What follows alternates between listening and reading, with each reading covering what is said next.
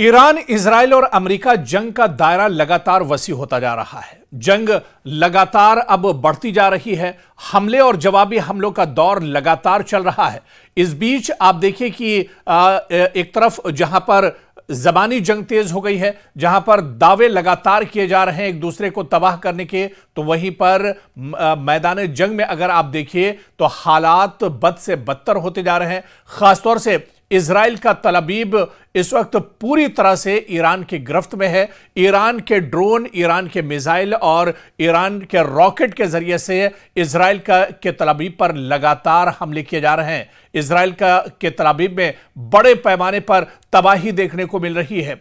और इस बीच ईरान में भी अगर देखा जाए तो इजराइल और अमेरिका लगातार अटैक कर रहे हैं। ईरान में तबाही का मंजर है, तो इस जंग में इजराइल को भी भारी तबाही का सामना करना पड़ रहा है। इजराइल के तल अवीव में लगातार सायरन बज रहे हैं। ईरान लगातार तल अवीव को निशाना बना रहा है। ईरान के हमले में तल अवीव में जहां लोग डरे सहमे हैं, तो वहीं काफी बड़े पैमाने पर तबाही का भी मंजर है पूरे तल अवीव में। उधर अमेरिकी सेंट्रल कमांड का कहना है कि उसने ईरान में 3000 से ज्यादा अहदाफ को निशाना बनाया है। जबकि इस बीच अक़वाम मुत्तहिदा में ईरानी सफीर के मुताबिक गुज़िश्ता शनिचर से अब तक इजरायली और अमेरिकी हमलों में 1300 से ज्यादा अफराद मारे जा चुके हैं। और वहीं पर अमेरिकी सदर डोनाल्ड ट्रंप का कहना है कि ईरान के साथ गैर मशरूत सरेंडर के सिवा कोई डील नहीं होगी। जबकि ईरानी सदर मसूद पज़ेश्कियान ने पुतिन से गुफ्तगू करते हुए रूस की हिमायत पर शुक्रिया अदा किया है। और इस बीच अक़वाम मुत्तहिदा के सरबराह ने खबरदार किया है कि मशरिक़ वस्ता में लड़ाई बेकाबू हो सकती है। जिस तरह के हालात बन रहे हैं, ये दरअसल काबू से निकलते जा रहे हैं। यानी कोई मुल्क जंग में शरीक हुआ तो जायज हदफ बन जाएगा। ईरान ने बाकायदा यूरोप को भी अब तनबीह दे दी है। मगरबी ममालिक को अब ईरान ने खुली तनबीह एक तरह से दी है, खुली वार्निंग एक तरह से ईरान ने दी है। और ईरान ने कहा है कि अगर कोई मुल्क इस जंग में शरीक हुआ, यानी मगरिब या यूरोप का कोई भी मुल्क अगर इस जंग में शरीक हुआ तो जायज हदफ वो भी बन जाएगा, यानी ईरान उस मुल्क पर भी हमला करेगा। इधर अमेरिकी फौज ने ईरानी अस्करी कुव्वत को तबाह करने में गैर मामूली कारकर्दगी दिखाई है। यह दरअसल दावा किया है अमेरिकी सदर डोनाल्ड ट्रंप ने। तो इस बीच ईरान, अमेरिका और इजराइल के दरमियान यह जंग दरअसल 28 फरवरी को शुरू हुई थी और जब से लगातार यह जंग चल रही है और इस जंग का दायरा भी लगातार बढ़ता जा रहा है। यानी सूरत हाल इस जंग में बहुत तेजी से तब्दील हो रही है। इस जंग में सूरत हाल बहुत तेजी से बदल रही है और ईरान की को बड़ी कीमत दरअसल चुकानी पड़ रही है। आपको याद होगा कि 28 फरवरी को जिस वक्त यह हमला शुरू हुआ था, पहले हमले में ही इजराइल और अमेरिका के मुश्तरका इस हमले में ईरान के supreme leader Ayatollah Ali Khamenei की शहादत हो गई थी। आयतुल्लाह अली खामनेई को शहीद कर दिया गया था इस हमले में। लेकिन इस हमले के बाद ईरान ने भरपूर तरीके से जवाबी हमला शुरू किया और सिर्फ इजराइल को ही निशाना नहीं बनाया, बल्कि पूरे मशरिक़ वस्ता में जहां जहां अमेरिका के तंसीबात थे, जहां जहां अमेरिका के सिक्योरिटी फोर्सेस हैं, जहां जहां अमेरिका के लोग मौजूद थे, उनका अमला मौजूद था, वहां वहां पर ईरान ने बड़े पैमाने पर एक तरह से अपने हमले शुरू किए। और इस तरह से पूरी जंग पूरे मशरिक़ वस्ता में एक तरह से फैल गई। और सिर्फ पूरे मशरिक़ वस्ता ही में नहीं, बल्कि कब्रस में जहां पर ब्रिटेन का एयरबेस था, वहां पर भी ईरान ने हमला किया। आज़रबाईजान में भी ईरान ने हमला किया और उसने दावा किया।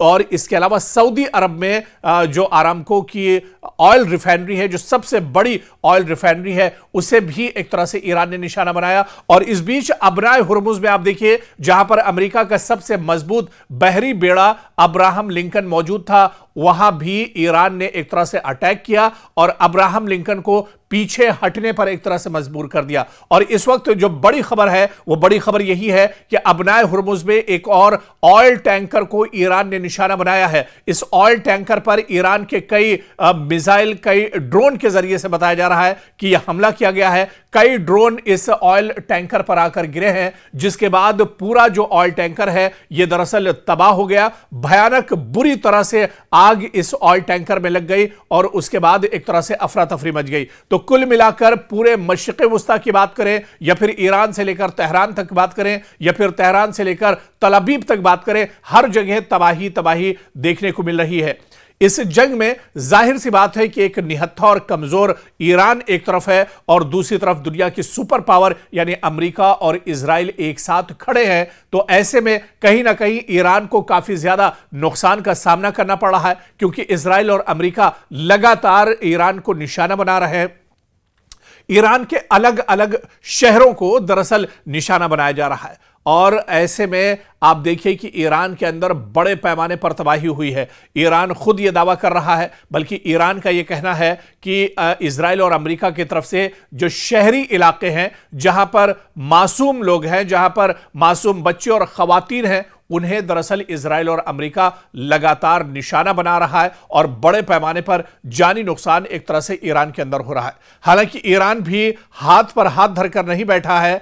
ईरान की जितनी वुसअत है, ईरान की जितनी ताकत है, उस हिसाब से ईरान भी लगातार पलटवार कर रहा है और यही वजह है कि तेहरान से लेकर तल अवीव तक हाहाकार मचा हुआ है। और तल अवीव में आप देखिए बड़े पैमाने पर नुकसान हुआ है, जहां पर लगातार चाहे दिन हो या रात, सुबह हो या शाम, हर वक्त ईरान की तरफ से ईरान के जो रॉकेट्स हैं, जो मिसाइल हैं या ड्रोन हैं, उनके जरिए से बड़े पैमाने पर तल अवीव में एक तरह से हमले किए जा रहे हैं। और इसकी वजह से तल अवीव में कहा जा रहा है कि हर वक्त लगातार सायरन बज रहे हैं, लगातार यहां पर जो अलार्म है, जो खतरे की घंटी है, वो लगातार बच रही है। क्योंकि तल अवीव से जो तस्वीरें हमारे पास आ रही हैं, जो कवरेज, क्योंकि न्यूज़ 18 के हमारे नुमाइंदे रिफत अब्दुल्ला खुद ग्राउंड जीरो पर तल अवीव में मौजूद हैं, वहां पर उनकी आंखों देखी जो खबरें हैं, जो सच्चाई है, वो हम अपने नाजरीन तक एक तरह से पहुंचा रहे हैं। और ऐसे में तल अवीव से जो तस्वीरें आ रही हैं वो दरअसल बहुत डरावनी है।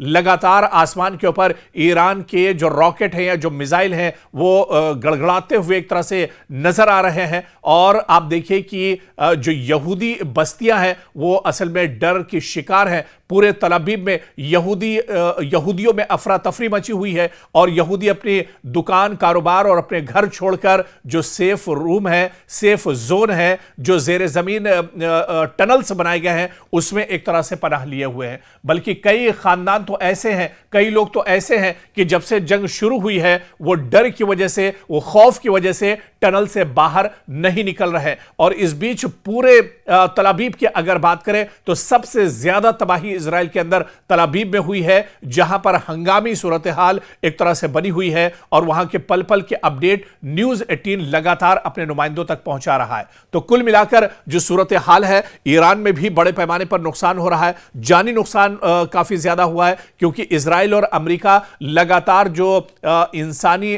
बस्तियां हैं उन्हें निशाना बना रहे हैं। जो मासूम लोग हैं वो दरअसल इस लड़ाई में निशाना इजराइल और अमेरिका के बन रहे हैं। आपको याद होगा कि 28 फरवरी को जिस दिन ईरान के supreme leader Ayatollah Ali Khamenei Israel के पहले हमले में शहीद हुए थे, उसी दिन एक बड़ा हमला अमेरिका और इजराइल की तरफ से ईरान के बच्चियों के एक स्कूल पर भी किया गया था और इस स्कूल में तकरीबन 200 बच्चियां शहीद हो गई। उनका एक तरह से कत्ल कर दिया गया इजराइल और अमेरिका के जरिए से इस हमले में।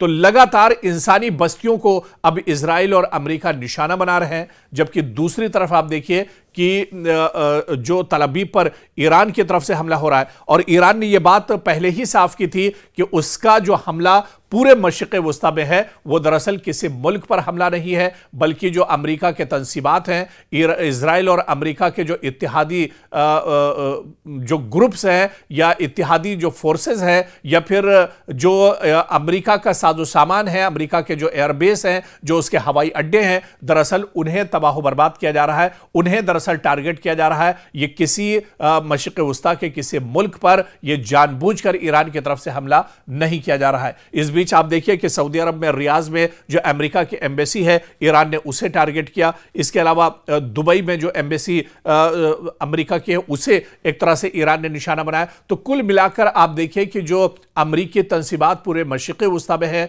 उन्हें लगातार निशाना बनाया जा रहा है। हालांकि एक तरफ अमेरिका के सदर डोनाल्ड ट्रंप ये कह रहे हैं कि ईरान सरेंडर कर दे और ईरान के पासदाराने जो इनकलाब है वो हथियार डाल दें ताकि ईरान में जो हालात हैं वो बेहतर हो सके। लेकिन दूसरी तरफ ईरान के अवाम का यह कहना है कि ईरान के supreme leader ayatollah Ali Khamenei की शहादत का वो बदला लेंगे और वो एक तरह से इस जंग में हथियार डालने वाले नहीं हैं, बल्कि डटकर वो एक तरह से मैदान में खड़े हैं। आप देखिए कि तेहरान की सड़कों पर जहां पर लगातार हमले हो रहे हैं वहां पर लोगों का जो जोश और जज्बा है वो इस तरह का बना हुआ है कि लोग अपने घरों को वापस नहीं जा रहे हैं। लोग दुश्मन को मिटाने के लिए लगातार एक तरह से मज़ाहमत कर रहे हैं, बल्कि ईरान के अवाम का यह कहना है कि आज इस मुश्किल घड़ी में पासदाराने इनकलाब के साथ, ईरान के फौज के साथ ईरान के अवाम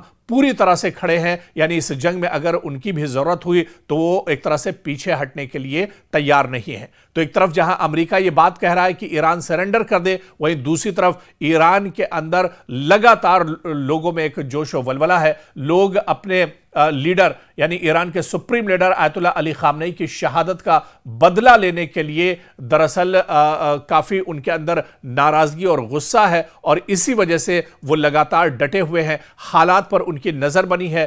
ईरान के अवाम का कहना है कि नुकसान कितना ही हो जाए, वो भी इस जंग में अगर शहीद हो जाए या उनकी भी जान चली जाए तो इसकी भी परवाह दरअसल उन्हें नहीं है।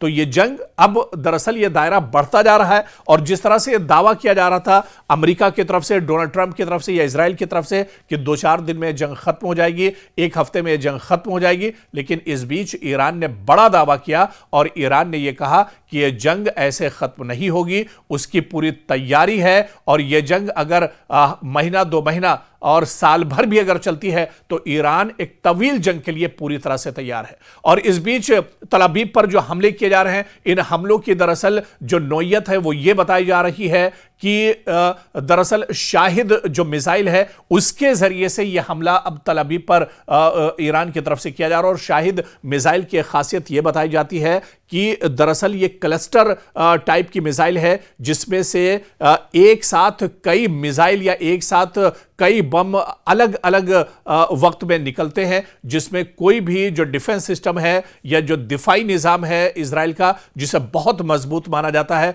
वो भी एक तरह से नाकारा साबित हो रहा है। और इन हमलों को दरअसल इजराइल नहीं रोक पा रहा है या इजराइल का जो डिफेंस सिस्टम है वो भी इन हमलों को नहीं रोक पा रहा है। तो बड़े पैमाने पर, और इससे पहले आपको याद होगा कि ईरान की तरफ से यह बयान आया था, पासदाराने इनकलाब की तरफ से यह बयान आया था कि अभी तो जंग की शुरुआत है, अभी तो उसने अपने लेटेस्ट हथियार निकाले नहीं हैं, अभी तो उसके पास जदीद हथियार भी हैं, उनका इस्तेमाल इस जंग में नहीं किया गया है, अभी तो यह शुरुआत है और यह जंग जब आगे बढ़ेगी तो दुश्मन के दांत खट्टे करने के लिए ईरान अपने लेटेस्ट हथियार भी निकालेगा। तो क्या अब सवाल यह उठता है कि क्या अब इस जंग में जिस तरह से शाहिद 4 का इस्तेमाल यहां पर तल अवीव में ईरान ने किया है, क्या एक तरह से ईरान ने अपने लेटेस्ट हथियार भी अब इस्तेमाल करना शुरू कर दिए हैं? क्या बहुत बड़ी तबाही अब इजराइल के अंदर होगी या पूरे मशरिक़ वुस्ता में जहां पर अमेरिका के एयरबेस हैं उन्हें बहुत बड़ा एक तरह से नुकसान पहुंचाने के लिए अब ईरान ने एक नई हिकमत अमली बना ली है?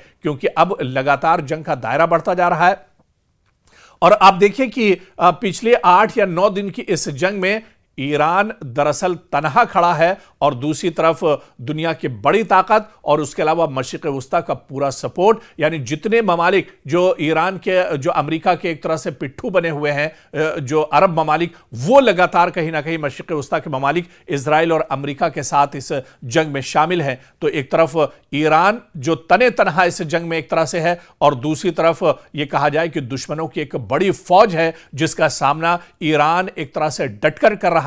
और ईरान ने यह साफ कर दिया है कि यह जंग 2-4 दिन नहीं, 2-4 महीने नहीं, यानी साल भर भी चलती है, तवील भी अगर यह जंग होती है, बहुत लंबी भी अगर यह जंग खिंचती है तो उसके लिए भी ईरान पूरी तरह से तैयार है। ईरान ने दरअसल अब ईरानियों ने अपने सर पर कफन बांध लिया है और वह पूरे अज़्म के साथ, पूरे हौसले के साथ और पूरी हिम्मत के साथ इस जंग में शहीद होने के लिए एक तरह से मैदान जंग में उतर पड़े हैं। तो एक तरफ दुश्मन की मिसाइल और बम है और दुश्मन लगातार एयर स्ट्राइक कर रहा है, लेकिन दूसरी तरफ आप देखिए तो ईरान के पासदाराने इनकलाब हो या ईरान ईरान के आम अवाम हो, उनमें एक जज्बा है, उनके अंदर एक हिम्मत है, एक वलवला और जोश है।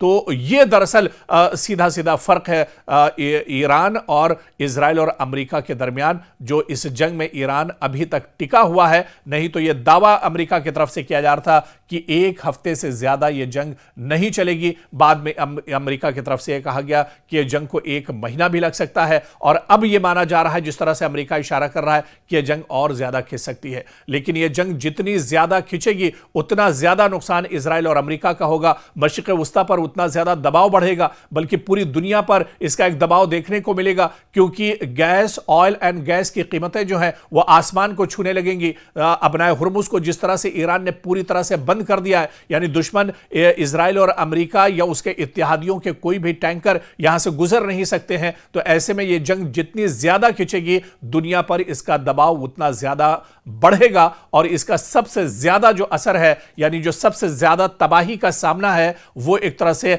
अमेरिका, इजराइल और इसके अलावा मशरिक़ वुस्ता के जो ममालिक हैं, उन्हें भी आने वाले दिनों में करना पड़ सकता है।